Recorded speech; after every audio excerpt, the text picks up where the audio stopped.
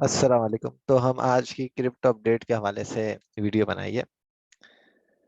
तो हमने देखा है कि प्रीवियसली जो हमने एनालिसिस करी थी उसके तहत हम सोच रहे थे कि यहाँ पे कहीं बाउंसिंग लेवल होगा और फिर यहाँ से जो बिटकॉइन है वो रिट्रेस कर जाएगा ऊपर की तरफ। बट आज एक मतलब कल एक एफईडी मीटिंग हुई थी, तो उसमें इंटरेस्ट रेट्स और तमाम चीज़ों इन्फ्लेशन के बारे में थोड़ा पॉजिटिव सीन आया था।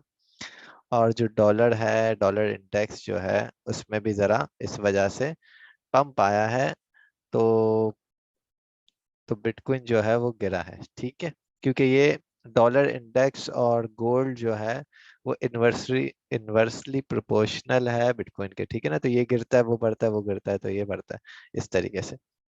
तो हम अपने सपोर्ट रेजिस्टेंस की चार्ट की तरफ आते हैं। तो अब मैं एक्सपेक्ट नहीं कर रहा कि फर्दर बिटकॉइन यहाँ से गिरेगा, क्योंकि आरएसआई ऑलरेडी काफी लो है, ठीक है। और वॉल्यूम ऑसिलेटर जो है हमारा वो भी ठीक है। तो मैं एक्सपेक्ट करता हूँ कि एक बाउंस यहाँ से आना चाहिए एटलीस्ट 44,700 तक।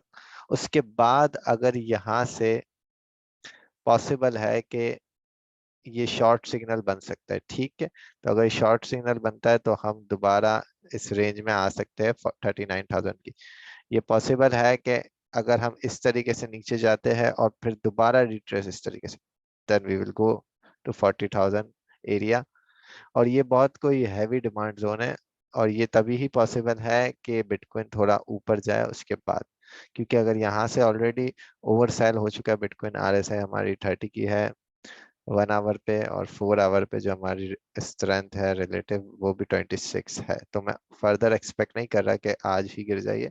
मैं एक्सपेक्ट कर रहा हूँ कि 44,000 से अगर ये क्रॉस नहीं होता, ब्रेकआउट नहीं होता है, तो फिर जो है हम एक्सपेक्ट कर सकते हैं कि ये दोबारा जो है 41,000 के लेवल पे आएगा पहले, और वहां से दोबारा अपसाइड जाएगा। और अगर यहाँ से इनवैलिडेशन हुई तो फिर ये हमारे 40,000 की सपोर्ट पे हम नजर आते हैं। बट ये भी एक बात है कि ये अचानक से नहीं गिरेगा। अगर अचानक से गिर जाता है 40,000 पे, तो फिर यहाँ पे हमारी फुल बाइंग बनती है, ठीक है। और अगर बिटकॉइन जो है वो इस तरीके से इस सिनेरियो की तरह अगर स्लो स्लो स्लो स्लो गिरता है, तो फिर हम देख रहे हैं कि 28,000 पे आएगा और उसी के बाद एक फुल रिट्रेसमेंट होगी, ठीक है।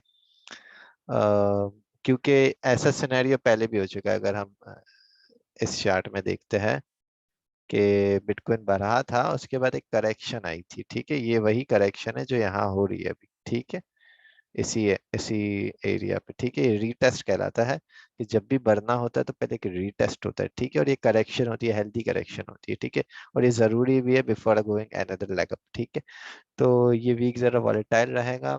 कल जुम्मा है और फिर हफ्ता इतवार है, हफ्ता इतवार में ट्रेडिंग नहीं करते हैं, ठीक है, क्योंकि जाहिर है वो उसमें वॉल्यूम इतना नहीं होता है।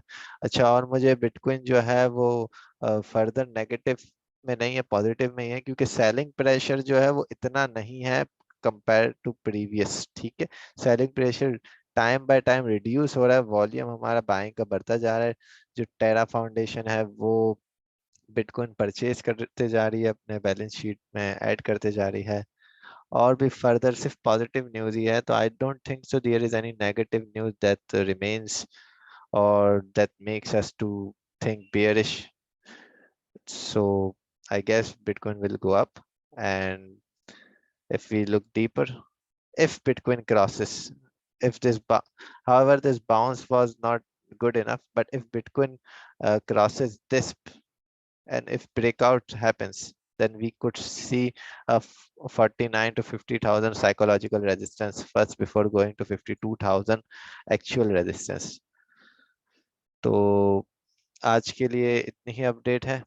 और अगर हम टोटल क्रिप्टो कैप देख लें तो उसमें भी हमें दिख रहा है कि ये जो 40 था, अगर ये यहाँ पे आएगा तो आई गेस 4%, ओके।